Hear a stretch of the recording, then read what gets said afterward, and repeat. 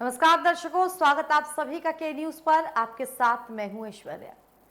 Corona की आपाधापी के बीच एक बड़ी खबर आई। खबर ये कि जेल में एक कैदी ने बाकी दो कैदियों को गोली मार दी और फिर जवाबी कार्रवाई में वो कैदी भी मारा गया। इस खबर ने खूब सुर्खियां बटोरी। खबर उत्तर प्रदेश के चित्रकूट जिला कारागार से आई थी। आज सुबह करीब 9:30 से 10 बजे के बीच इस तरह की एक बड़ी घटना हुई, जहां जेल में ही कैद एक कैदी ने बाकी दो साथी कैदियों को गोलियों से भूनकर मार डाला। अब बड़ा सवाल बनता है कि आखिर जेल में इतनी सख्त और टाइट सिक्योरिटी के बीच असलहे पहुंचे कैसे। और बड़ा सवाल कि आखिर जेल में खुलेआम एक कैदी दो कैदियों को मार देता है। इस तरह की साजिश, इस तरह की पूरी वारदात एक अकेला आदमी क्या कर सकता है। और इससे भी बड़ा सवाल कि मरने वाले दो कैदियों में से एक बाहुबली डॉन मुख्तार अंसारी का करीबी बताया जा रहा है। तो इसी पर आज हम चर्चा करेंगे। जेल में शूट आउट।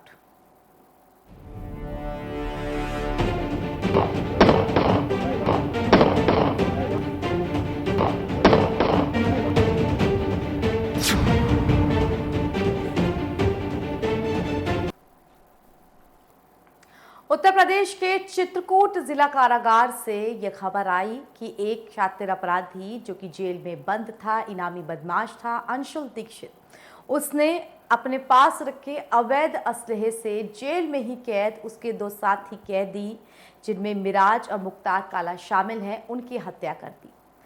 सवाल यहाँ पर बहुत सारे उठ रहे हैं कि इन दो मारे गए कैदियों में से एक मिराज बाहुबली डॉन मुख्तार अंसारी का करीबी बताया जा रहा है। इसके अलावा ये भी कहा जा रहा है कि पहले जिस शातिर कैदी अंशुल दीक्षित ने दो कैदियों को मारा, उसके बाद 5 और को भी एक तरह से बंधक बनाया और उनको मारने की कोशिश की। इस पर जवाबी कार्रवाई में पुलिस के द्वारा वो भी मारा गया, यानी कि कुल 3 लोगों की मौत हो गई। क्या ये पूरा शूट आउट रहा? कहां पर भूल चूक हुई? आखिर किस तरह जेल की उस टाइट सिक्योरिटी के बीच इतने सारे लूप होल्स को बर्दाश्त किया जाएगा? इसी पर हम चर्चा करेंगे। हमारे साथ मेहमानों का एक पैनल जुड़ेगा, मगर उससे पहले आप सभी के लिए एक विशेष रिपोर्ट।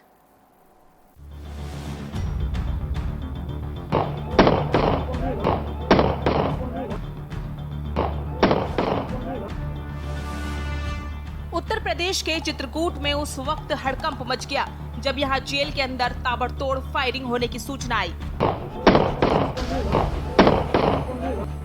पता चला कि चित्रकूट जिला जेल के हाई सिक्योरिटी बैरक में गोलियां चली हैं। इस गोलीकांड में 3 लोगों की मौत की खबर है।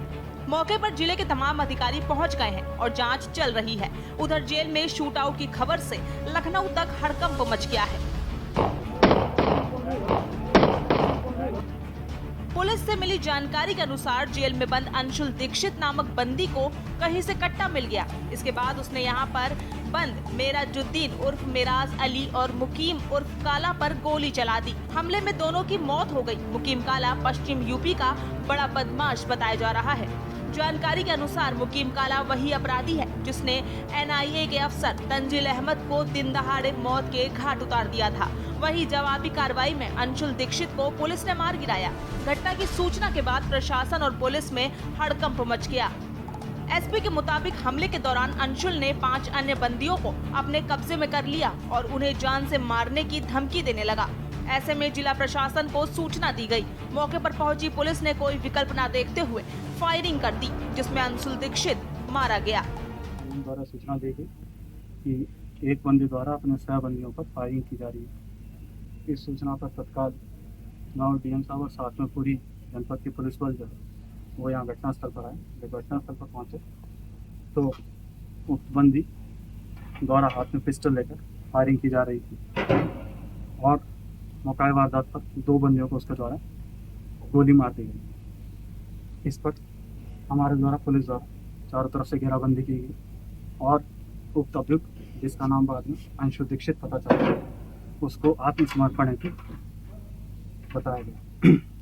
बार बार उसे सरेंडर के लिए कहे जाने के कारण उसके द्वारा आत्मसमर्पण नहीं किया गया, परंतु पुलिस पार्टी पर फायरिंग शुरू कर दी। इस पर आत्मरक्षा पुलिस पार्टी द्वारा उक्त अभियुक्त पर फायरिंग की गई, जिससे उसको गोली लगी। जानकारी के मुताबिक मारा गया मेराजुद्दीन बांदा जेल में बंद माफिया मुख्तार अंसारी का करीबी था।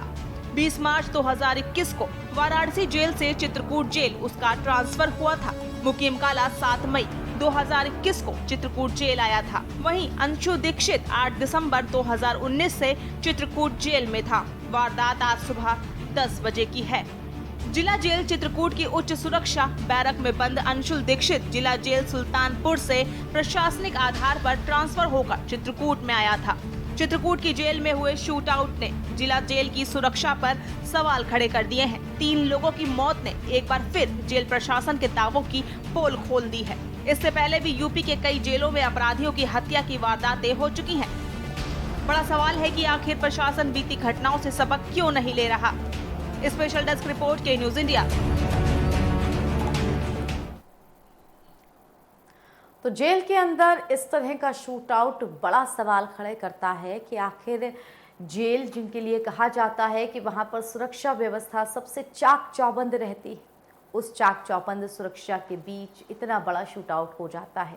एक अपराधी के हौसले इतने बुलंद हो जाते हैं कि वो अवैध असलहे से अपने ही 2 साथियों को मार देता है। उसके बाद 5 को एक तरह से बंधक बना के उन्हें भी मारने की धमकी देता है। बड़ा सवाल ये भी उठता है कि जिस बैरक में ये सारी गोलियां चली वो हाई सिक्योरिटी बैरक कहा जा रहा है, यानी कि जहां पर सुरक्षा व्यवस्था ज़्यादा चाक चौबंद होती है, बड़े इनामी बदमाश यहां पर रखे जाते हैं। ऐसे में इतना बड़ा हादसा, क्या इस पे सवाल नहीं उठाता है कि जेल प्रशासन किस प्रकार की सुरक्षा मुहैया कराता है?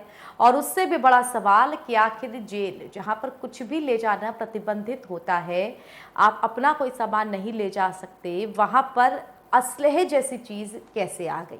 और अगर असलहे मौजूद हैं तो इसके अलावा जो अन्य जानकारी आती रहती हैं, जैसे कि मोबाइल फ़ोन का इस्तेमाल करना और अपने खाने पीने की चीज़ें मंगाना, ये तो शायद बहुत आसानी से मुहैया हो जाती होंगी। तो इसी पर चर्चा करेंगे हम, और आइए बिना देर किए जो मेहमान हमारे साथ जुड़ चुके हैं उनका परिचय आपसे करा देते हैं। चर्चा में हमारे साथ हमारे संवाददाता अभिषेक सिंह जुड़ रहे हैं। अभिषेक, बहुत स्वागत आपका। हमारे साथ वरिष्ठ पत्रकार मनोज मिश्रा जी जुड़े हुए हैं। मनोज जी, बहुत स्वागत है आपका। और चित्रकूट से हमारे संवाददाता रतन पटेल हमारे साथ जुड़े हुए हैं। रतन, बहुत स्वागत आपका।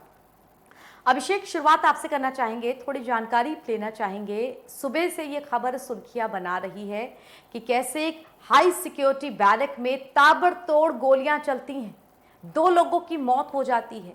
इतनी भी गुंजाइश नहीं कि वो लोग घायल हुए हैं या कम गोली लगी हो, सीधे मौत की खबर। 5 लोगों को किडनैप करके उनको भी मारने की धमकी की खबर, और फिर जवाबी कार्रवाई में भी उस गुनहगार का मारा जाना।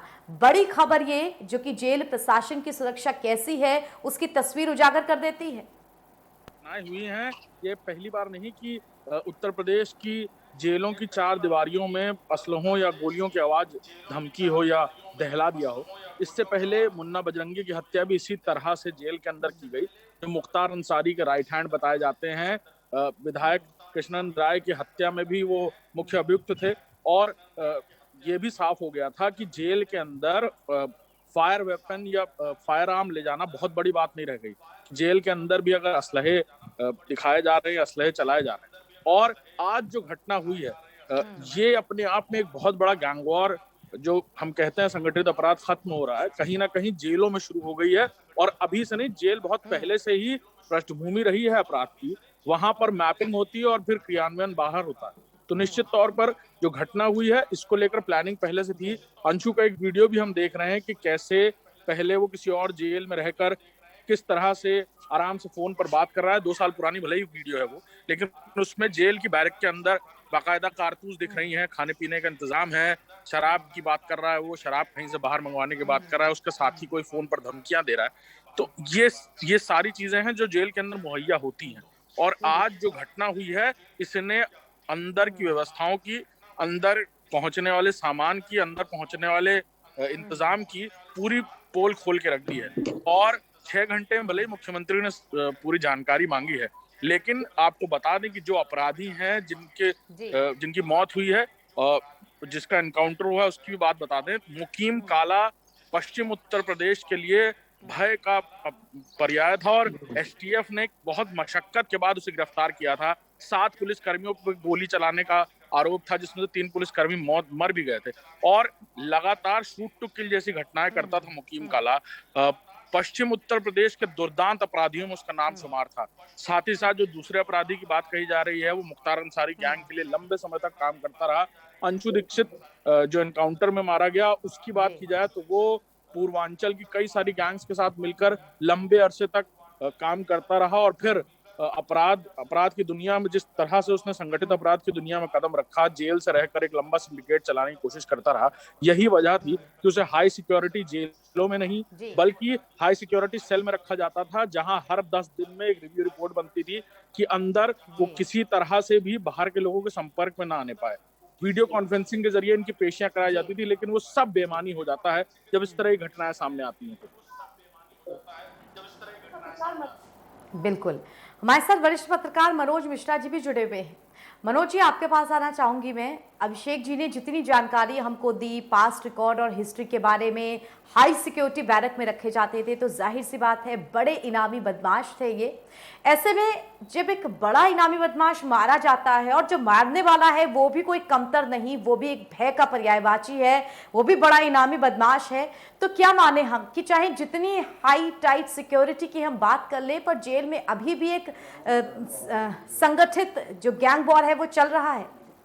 बिंदुवार आपको एक बताया, चाहे वो अंशु दीक्षित की बात हो, चाहे मेराज अली की बात हो, चाहे वो मुस्किम काला की बात हो, मुकीम काला की बात हो, ये तीनों दुर्दांत अपराधी थे और अपराधी नहीं थे, ये शूटर भी थे। चाहे वो पश्चिम उत्तर प्रदेश की बात कर लें या पूर्वांचल की बात कर लें, विगत 20 वर्षों में पूर्वांचल के संगठित अपराध में कहीं न कहीं ये मेराज अली या अंशु दीक्षित, इनका लोगों के साथ जुड़ाव था, लगाव था और ये उनसे जुड़े हुए थे।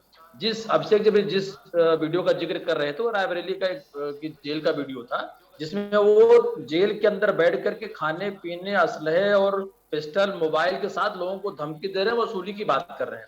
इन सब जब ऐसी घटनाएं ऐश्वर्या जी सामने आती हैं, तो स्थानीय प्रशासन या जेल प्रशासन की कलई खुलती है कि हम लाख कोशिशें कर लें, लाख सीसीटीवी कैमरे की बात कर रहे हैं, लाख रिपोर्टिंग की बात कर रहे हैं, लेकिन कुछ तो ऐसा है जो इनकी उन अंदर गतिविधियों का, या जो मैं बार बार कहता हूं कि जेल पुलिस या जेल अधीक्षक या अपराधियों का गठजोड़ बना रहता है, बिना उसके इनको सारी सुविधाएं नहीं मिलती। जेल के अंदर आम कैदी के रहने की व्यवस्था, और जब ये तीनों दुर्दांत अपराधी थे, मेरठ में जब ये मुकीम काला था, इसने गुहार भी लगाई थी कि हमको जंजीरों में जकड़ लो लेकिन जेल में ही रखो। इन तीन तरफ से उन्नाव हो गया, चाहे पूर्वांचल की बात कर ले, चाहे हम पश्चिम की बात कर रहे हैं, इनका वहां पे जाना, वहां पे रहना, रहने के बाद तीनों के पास असलहे आना, गोलियां चलाना। देखिए सवाल, ठीक है अपराधी थे, मरे, लेकिन मारे जाने पर सवाल, गोली चलाने पे सवाल, जेल के अंदर ऐसी घटनाओं पे सवाल। और ये कहीं न कहीं ये दिखाता है कि हम कोशिश भले करें, लेकिन अपराधी अपने प्रबंध तंत्र में पुलिस की गठजोड़ के साथ में वो भारी हैं। अब आप सोचिए 5 लोगों को इस घटना की अब तक जितनी जानकारी ऐश्वर्या जी मिली है, आपस की गोलीबारी में 5 आम कैदियों को किडनैप भी करते हैं। और जो घटनाएं जेल के अंदर हो रही हैं, उन पर तो हम कहीं न कहीं, चाहे वो जेल के पुलिस अधिकारी हो या स्थानीय प्रशासन हो, डीएम हो, कमिश्नर हो, ठीक है 6 घंटे में मुख्यमंत्री ने रिपोर्ट मांगी है, अच्छी बात है, लेकिन क्या ऐसी घटनाएं उसके शासन पे, उसके लॉ एंड ऑर्डर पे सवाल उठाती हैं क्या? ऐसी घटनाएं क्या ये प्रश्न नहीं खड़ा करती हैं? जबकि हम देखते हैं अभी जैसे जिक्र किया है कि कौन कौन से लोग, ये तीनों का, अब ये तीनों आम आदमी नहीं थे, तीनों बड़े अपराधी थे, संगठित अपराध में थे, ये शूटर थे। लेकिन क्या इनको जेल के अंदर इस तरीके से मारा जाना या गैंगवार में गोली चलाना कई चीजों का जांच का विषय है, और इसमें मुझे लगता है स्थानीय पुलिस का और जेल पुलिस का इन्वॉल्यूशन आपको दिखेगा। बिल्कुल मनोज जी, यहाँ पे बड़ा सवाल ये भी उठता है कि मुख्तार अंसारी, जिससे एक कड़ी जद्दोजहद के बाद, करीब 2 साल की मेहनत के बाद उत्तर प्रदेश पुलिस लेकर के आई है, चित्रकूट के बगल में बांदा जेल में रखा गया है, ज्यादा दूर नहीं है, मुख्तार अंसारी का करीबी बताया जा रहा है। ऐसे में कोई इसमें शक की गुंजाइश नहीं या कोई इसमें दो राय नहीं। जब पुलिस की व्यवस्था इतनी ढीली है, जेल प्रशासन की व्यवस्था इतनी ढीली है, तो और भी कई बड़े हादसे हो सकते हैं। लोगों ने देखा था कि उसके पीछे, उसके बाद किन किन चीजों का खुलासा हुआ और कैसी कैसी चीजें सामने आई। बिल्कुल आपका ये जोड़ना ठीक है कि वो बुंदेलखंड में चित्रकूट जिले की घटना है, बगल बांदा में एक बड़े मतलब जिनको पंजाब से यूपी लाने को लेकर के हमने देखा और सबने देखा, तो और ये इनके संबंध मुख्तार से रहे हैं। इसमें जो मिराज है, ये इसने मुख्तार के लिए काम किया हुआ, अंशु दीक्षित ने काम किया हुआ, और ये कॉन्ट्रैक्ट किलर थे। ये बड़े जो संगठित अपराध होते हैं उनमें ये टेंडर से लेके, ठेकेदारी से लेके, हत्याओं से लेकर के इनको पैसे मिलते थे, काम करते थे। और ये घटना सवाल उठाती है कि जी बिल्कुल बिल्कुल बड़ी घटना ये। अपने दर्शकों को इस बीच एक बड़ी खबर हम बता दें जो कि उत्तर प्रदेश से ही आ रही है। अब मुख्यमंत्री योगी आदित्यनाथ ने इस पूरे मामले में रिपोर्ट तलब की है। किस तरह से ये पूरा हादसा हुआ, किस तरह से पूरा वाकया हुआ, इस चीज़ को लेकर के मुख्यमंत्री योगी आदित्यनाथ ने अब रिपोर्ट मांगी है। 6 घंटे के अंदर इस पूरे प्रकरण की रिपोर्ट मांगी गई है। बता दें आपको, सुबह 10 बजे के आसपास की ये खबर है कि कैसे जेल में गैंग वॉर हुई। अब चित्रकूट की जेल में गैंग वॉर की रिपोर्ट मांगी गई है। इसमें 3 कैदियों की मौत हुई थी। अब सीएम योगी ने पूरी रिपोर्ट मांगी है। सीएम योगी ने सभी अफसरों से रिपोर्ट तलब की है। आज शाम तक प्रारंभिक रिपोर्ट देने के लिए कहा गया है। बड़ी खबर बता दें हम चित्रकूट गैंग वॉर मामले में। चित्रकूट की जेल में गैंग वॉर पर हरकत में सरकार आई है। 3 कैदियों की इसमें मौत हुई थी। अब सीएम योगी ने पूरी रिपोर्ट मांगी है। सभी अफसरों से रिपोर्ट तलब की गई है। शाम तक प्रारंभिक रिपोर्ट देने को कहा गया है। तो बड़ी खबर इस वक्त की, मुख्यमंत्री योगी आदित्यनाथ ने खुद पूरा संज्ञान लिया है इस खबर में। तो बता दें आपको किस तरह से एक बड़ा गैंग वॉर हुआ। 3 लोग मारे गए, तीनों ही बड़े कैदी, सजा याफ्ता कैदी। इसी पर हम चर्चा करें। अभिषेक, आपके पास हम आएंगे। ऐसी बात नहीं है कि उत्तर प्रदेश के जेलों में गैंग वॉर की ये पहली घटना आई हो। इससे पहले भी कई बड़े नामी बदमाश, उनके लिए भी ये खबरें आ चुकी हैं। मुन्ना बजरंगी इसमें एक उदाहरण है। 2-2.5 साल पहले की ये पूरी घटना है। लेकिन इस बार जब ये घटना हुई है वो भी तब हुई है जब हम ये मानते हैं कि अपने जेलों को हम सुरक्षित कर चुके हैं, वहाँ पर सीसीटीवी कैमरे लगा चुके हैं, तमाम तरीके की सारी हाईटेक चीज़ें वहाँ हम दे चुके हैं। लेकिन उसके बाद भी एक कुख्यात अपराधी इतनी शातिर तरीके से 2 लोगों को मार जाता है। कहाँ लापरवाही हो रही है? करें तो जेलों में घटनाएं जरूर हुई हैं, लेकिन कभी फायर आर्म इस्तेमाल नहीं हुआ, यानी कि असलाहा, बंदूकें, ये सारी चीजें इस्तेमाल नहीं हुई हैं। लेकिन पिछले 2 दशकों में जो घटनाएं अब सामने आई हैं, चाहे पहली घटना की बात की जाए, मुन्ना बजरंगी की मौत, जिस तरह से जेल में हुई, हत्या की गई, जिस तरह से गोलियां चलाई गई उसके ऊपर, और आज तक उस पूरे मामले को लेकर के जांच बंद लिफाफे में है। किसी को पब्लिक फोरम पर पता नहीं कि उस जांच में क्या हुआ था, किसके खिलाफ कार्रवाई हुई, कौन दोषी ठहराया गया था। असलहा तक बरामद नहीं कर पाई थी पुलिस। सबसे बड़ी बात यह है। और अब वैसे ही कुछ घटना यहाँ पर होती है। चित्रकूट में फायर आर्म इस्तेमाल होता है। दोनों अलग अलग गैंग्स के बीच बाकायदा गोलियां चलती हैं। दोनों के पास इसका मतलब असलहे मौजूद थे। और फिर अब 6 घंटे में जांच के आदेश मुख्यमंत्री योगी आदित्यनाथ ने दिए हैं। डीजी जेल हैं Anand Kumar, senior IPS officer हैं, डीजी जेल हैं, उनको जांच रिपोर्ट सौंपनी है। देर शाम तक 6 घंटे का वक्त दिया गया है।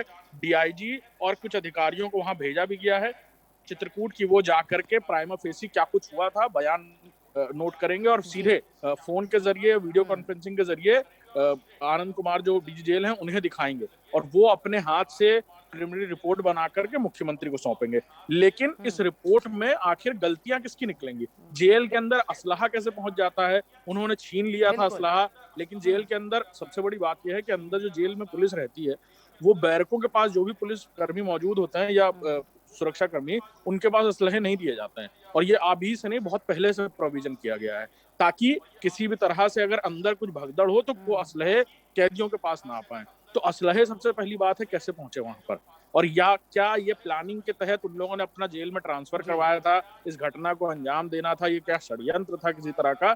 ये सारी बातें हैं जो परत दर परत और खुलती नजर आएंगी। पिछली बार जो घटना हुई थी मुन्ना बजरंगी के साथ, उसमें सुनील राठी का नाम सामने आया, पश्चिम उत्तर प्रदेश की गैंगों का नाम लिया जाने लगा और कहा जाने लगा कि माफिया डॉन धनंजय सिंह ने इस पूरे घटनाक्रम को अंजाम दिलवाया था। हालांकि खुलकर उनका नाम सामने नहीं आया, लेकिन सूत्रों के हिसाब से माने तो धनंजय सिंह का नाम सामने आ रहा था कि उन्होंने प्लानिंग करके इस घटना को अंजाम दिया है।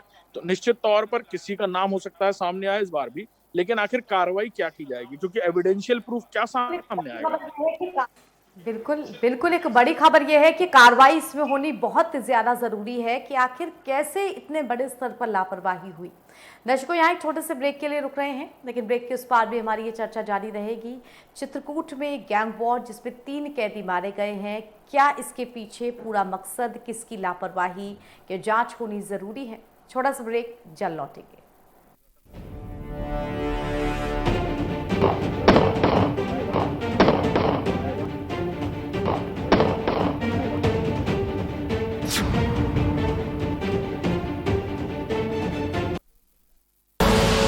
आप देख रहे हैं के न्यूज, खबरों का सारथी।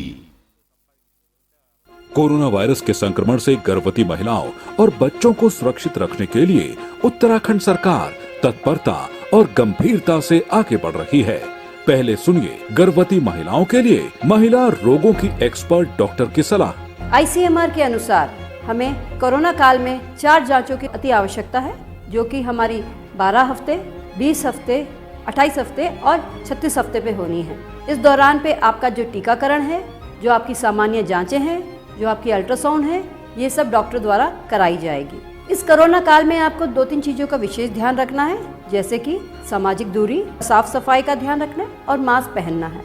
अब जान लीजिए बच्चों के बारे में क्या बता रहे हैं सरकार के अनुभवी डॉक्टर। इस कोरोना काल में माता पिता को अपने बच्चों का विशेष ख्याल रखना है, खास तौर पे उनका हाइड्रेशन मेंटेन रहे, उनके अंदर किसी तरह का मानसिक दबाव नहीं आए, तथा यदि उनके अंदर पेट में दर्द, उल्टी, दस्त, जुखाम, बुखार, खांसी इत्यादि की शिकायत होती है तो टेलीमेडिसिन ई-संजीवनी के माध्यम से हमारे विशेषज्ञ चिकित्सकों से राय ले सकते हैं। ये सामान्य लक्षण भी हो सकते हैं, कोई ज़रूरी नहीं ये कोरोना हो। इसके लिए पैनिक नहीं होना है, सतर्कता और धैर्य बनाए रखना है। आप तक पूरी और सही जानकारी पहुंचे, यही प्रयास है उत्तराखंड सरकार का।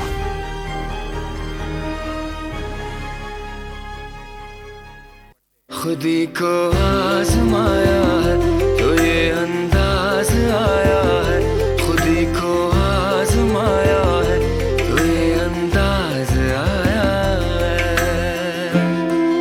तुम में भी मैं हूं, शुद्ध प्लस पान मसाला।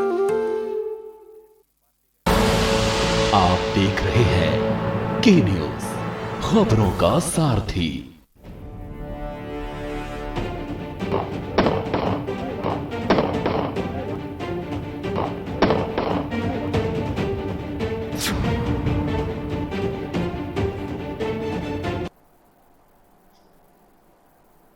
ब्रेक के बाद स्वागत आप सभी का। चर्चा कर रहे हैं हम जेल में शूट आउट पर। जी हां, उत्तर प्रदेश की चित्रकूट जिला कारागार में जिस तरह से गैंग वॉर होता है और 3 शातिर अपराधी इसमें मारे जाते हैं। एक अपराधी जो कि पहले अपने 2 साथियों पर गोली चलाता है, फिर पुलिस द्वारा जवाबी कार्रवाई में वो कैदी भी मारा जाता है। बड़ा सवाल कि आखिर इतनी बड़ी लापरवाही कैसे हुई, और सबसे बड़ा और मुख्य सवाल जिसकी जांच होनी ज़रूरी है कि क्या इतने बड़े स्तर पर ढिलाई चल रही है कि एक इनामी बदमाश जो कि हाई सिक्योरिटी बैरक के बीच रखा जा रहा है, जिसकी सिक्योरिटी पर हमारा जेल प्रशासन, उसके इतने चाक चौबंद व्यवस्थाएं लगी हुई हैं, वो असलहा रख सकता है अपने पास, और इतनी हिम्मत भी कि उस असलहे से अपने 2 साथियों को गोली मारकर मौत के घाट उतार दे। हमारे साथ वरिष्ठ पत्रकार मनोज मिश्रा जी जुड़े हुए हैं। मनोज जी, हाल फिलहाल कुछ ही महीने पहले, बल्कि हम कहेंगे 1-1.5 महीना ही हुआ होगा, मुख्तार अंसारी को हम बहुत बड़ी सुरक्षा के बीच, जिसके काफिले के बहुत गुणगान गाए गए कि 100 गाड़ियां गईं, इतने पुलिस वाले गए, उसको लेकर के हम जेल में आते हैं। लेकिन क्या कहेंगे उत्तर प्रदेश की जेलों के बारे में कि अभी भी शातिर अपराधियों के जो सिंडिकेट हैं, जो नेटवर्क हैं, वो जेल में खुलेआम चल रहे हैं, जिसका एक नमूना आज देखने को मिला। जेल मानी जाती है। और मैं थोड़ा सा आपको बिंदुवार बताना चाहूंगा। मिराजुद्दीन का आना होता है मार्च 2021 में, उसका बनारस से ट्रांसफर होता है चित्रकूट। मुकीम काला 7 मई को आता है सहारनपुर से चित्रकूट की जेल में, और विगत 2 वर्ष से अंशु सुल्तानपुर से स्थानांतरण हो गया था चित्रकूट।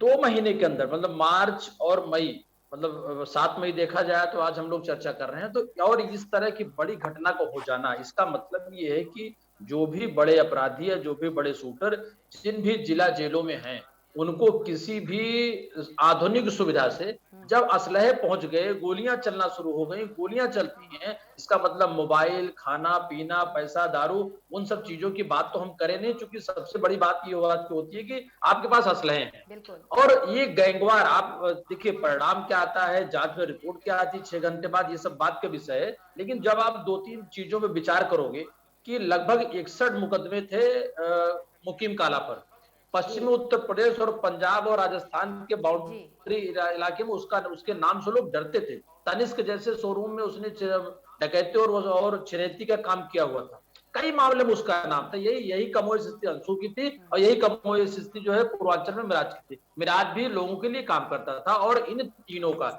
हम 2 साल पहले अंशु दीक्षित और विगत 2 महीने में इन दोनों का आना, और आज इतनी बड़ी घटना हो जाना, कहीं न कहीं स्थानीय प्रशासन को, जेल प्रशासन को, और लखनऊ या निदेशालय में बैठे उच्च अधिकारियों को सोचना पड़ेगा कि जिन बातों को दिखाने का काम किया जा रहा है, और दूसरी तरफ कोरोना काल चल रहा है, जहां लोग आने जाने, उठने बैठने मिलने से डर रहे हैं, वहीं इतनी बड़ी घटना जरूर चिंता का विषय है। और मैं फिर कहूंगा ऐश्वर्या जी, जिस बात का आपने सवाल किया था कि पंजाब से लेके आना मुख्तार को, कितना हाई प्रोफाइल मामला था, लगातार 4 दिन तक ऐसे चल रहा था कि इससे बड़ी कोई घटना पूरे देश में आई नहीं। 100 गाड़ियां जाती उसको लेने के लिए, और बगल के जिले में जो लोग उससे संबंधित थे, इतनी बड़ी घटना को हो जाना कहीं न कहीं